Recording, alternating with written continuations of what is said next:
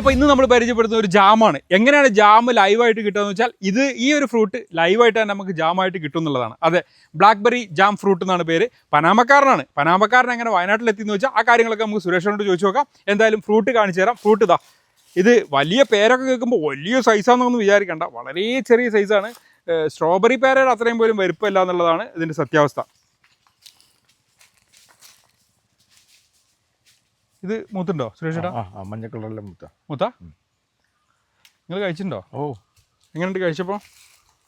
Super. ഇത് തൊലി കളയണം? പൊട്ടിച്ചാൽ കടിച്ച് പൊട്ടിക്കണം.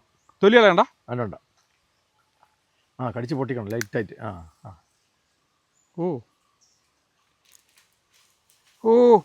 ഇത് നോക്ക്, ഒരു കറുത്ത സംഭവം. ഇത് കാണുമ്പോൾ എന്തൊക്കെയോ ആയിട്ട് ഫീൽ ചെയ്യുന്നുണ്ടെങ്കിലും ഇനിയിപ്പോൾ കഴിച്ചു നോക്കുമ്പോൾ അറിയാം. ഇത് നുള്ളി എടുക്കണേ ബുദ്ധിമുട്ടാണല്ലോ സുരേഷേട്ടാ. അതാണ് ജാം. മധുരം നല്ല, പക്ഷേ ഫ്ലഷ് വളരെ കുറവാണ്. ഫ്ലഷില്ല, കൂടുതലും ഇതിൻ്റെ സീഡാണ്. പക്ഷേ ഉണ്ടല്ലോ റേഞ്ചാ, അടിപൊളി. വായിൽ വെള്ളം വരുന്നുണ്ടോ? തരൂല. പക്ഷെ ആ സീഡ് കടിച്ച കടിയേക്കില്ല കേട്ടോ. അടിപൊളി കേട്ടോ. ഇത് റേഞ്ചാ. ഇത് സത്യത്തിൽ ഇപ്പോൾ നമ്മളെല്ലാ ഫ്രൂട്ട്സും പരിചയപ്പെടുത്തുന്നത് നടാൻ പറയാറില്ല. പക്ഷെ ഈ ഫ്രൂട്ട് വേണമെങ്കിൽ നടാം എന്ന് വിചാരിച്ച് ഒരുപാട് കിട്ടും എന്ന് വിചാരിച്ച് നടാൻ നിൽക്കരുത്. വളരെ ചെറുതാണ്, പക്ഷെ ഗുഡ്, നല്ലതാണ്, കുട്ടികളൊക്കെ ഇഷ്ടപ്പെടുന്നത്. ഇത് വെർത്താണ്. കരിവെല്ലം കലക്കി ഒഴിച്ചാലുണ്ടാകുന്ന അത്രയും സ്വീറ്റ് ആയിട്ടുള്ളൊരു ഒരു പഴമാണ്. നട്ടെന്ന് വെച്ചാൽ ഒരു 1.5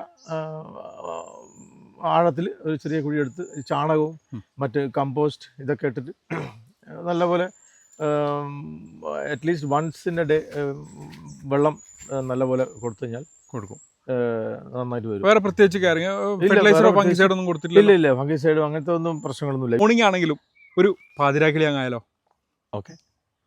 പാതിരാ കിളി വരു പാൽ കടൽ കിളി, ഓണമായിതാ തിരുവോണമായിതാ,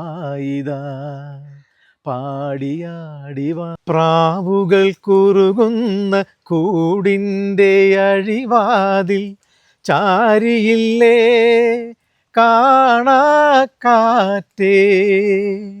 പ്രാവുകൾ കുറുകുന്ന കൂടിൻ്റെ അഴിവാതിൽ, ചാരിയില്ലേ കാണാക്കാറ്റേ, ഉയിരേ ഉയിരേ வந்து என்னோடு கலந்து விடு.